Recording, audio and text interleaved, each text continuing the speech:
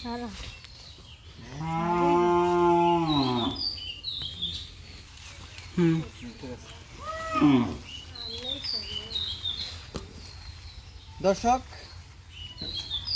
আসসালামু আলাইকুম। সুপ্রিয় দর্শক শ্রোতা, আপনারা যেখান থেকে দেখছেন আপনাদেরকে অসংখ্য অসংখ্য ধন্যবাদ।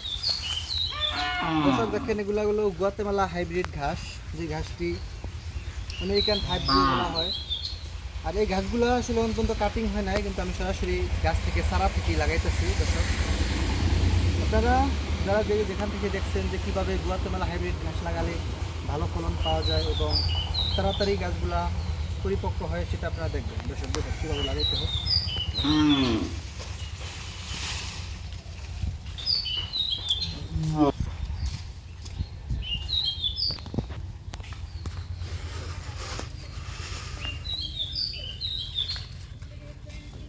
এভাবে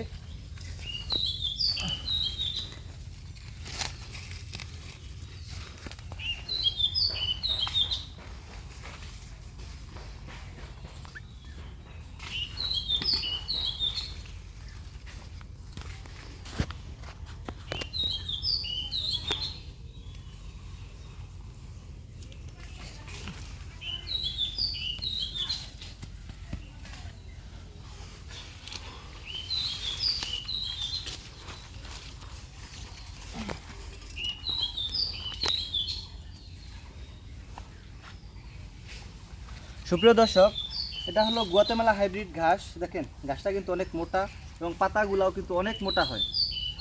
আর এই ঘাসটা সচরাচর সব জায়গায় পাওয়া যায় না। দেখেন কিভাবে লাগাইতে হয়। আর এই ঘাসটা কিন্তু কাটিং হইতে অনেক সময় লাগে আর অনেক যত্ন করা লাগে। এই জন্য আমি আগে গর্ত করে নিচ্ছি। সে জায়গায় কিছু আপনারা যদি পারেন, যেটা গোড়া সার বা মাটি সার বলা হয়, এটা দিবেন। আর পাশাপাশি আপনার জৈব সার ব্যবহার করবেন। জৈব সারটা কিন্তু ঘাসের জন্য খুবই উপকারী একটি উপাদান, যা এই ঘাসের রোগ প্রতিরোধ ক্ষমতা আর কি বাড়ায় রাখে এবং খুব তাড়াতাড়ি বৃদ্ধি এবং সবল শক্তি বাড়ায় রাখে। তাই আপনারা যেভাবে লাগাইতে হয় আমার কাছে সহজভাবে যেটা দেখতে পারবেন। দর্শক দেখেন, এই গর্তের মধ্যে আপনারা জৈব সার দিবেন। তারপরে এই জৈব সারটা গোড়ার মধ্যে দিয়ে ঢেকে রাখবেন। তারপর মাটি দিয়ে ঢেকে রাখবেন। প্রথম অবস্থায় মাটি ভিজা থাকলেও গোড়াটা ধরার জন্য, শিকড় ধরার জন্য আপনারা একটু পানি দিবেন। আমিও একটু পানি দিব, আপনারা দেখবেন।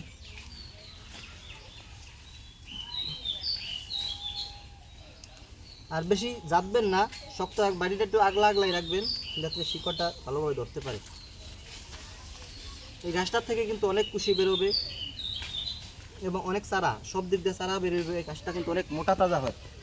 সুপ্রিয় দর্শক, আপনারা দেখলেন যে কীভাবে গুয়াতেমালা হাইব্রিড ঘাস লাগাইতে হয়, এটা আপনাদেরকে সরাসরি আমি দেখাইলাম। আর আপনারাও ওইভাবে লাগাবেন, দেখবেন আশা করি ভালো ফলন পাইবেন। এবং অন্যান্য যে গাছগুলো আছে, Indonesian smart Napier, Zara one, এই গাছগুলোও লাগাইতে হয়, কিন্তু এত শ্রম এবং সময়ের দরকার হয় না। তাই গুয়াতেমালা হাইব্রিড ঘাস কীভাবে লাগাইতে হয় আমি আপনাদের কাছে প্র্যাকটিক্যালি দেখাই দিলাম। আরেকটা ঘাস লাগানো দেখাই। দর্শক দেখেন, এটাও গুয়াতেমালা হাইব্রিড ঘাস। সহজভাবে কীভাবে লাগাইতে হয় দেখেন আপনারা।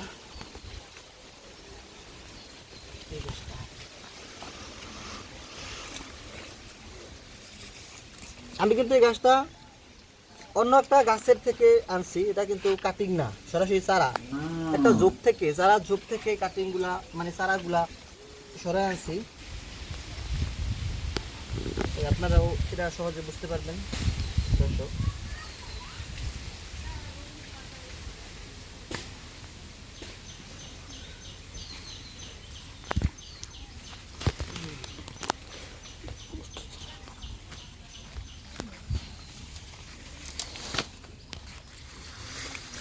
দেখেন, প্রত্যেকটা গাছে কিন্তু শিকড় আছে, গোড়া শিকড় সহ না লাগালে কিন্তু গাছগুলো হবে না।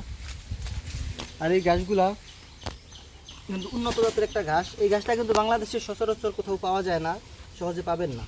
এখনও কাটিংগুলা কিন্তু কমনভাবে হয় নাই। দেখেন, এভাবে আপনারাও লাগাইতে পারেন গুয়াতেমালা হাইব্রিড ঘাস।